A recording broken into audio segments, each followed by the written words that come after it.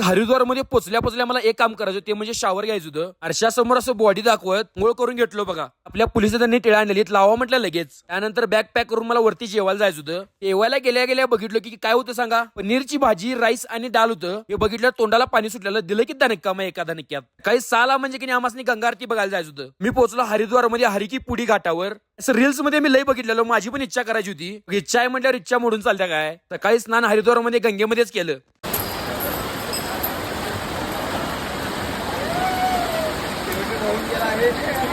नंतर 5 वेळा मला डुबकी पण मारायची होती.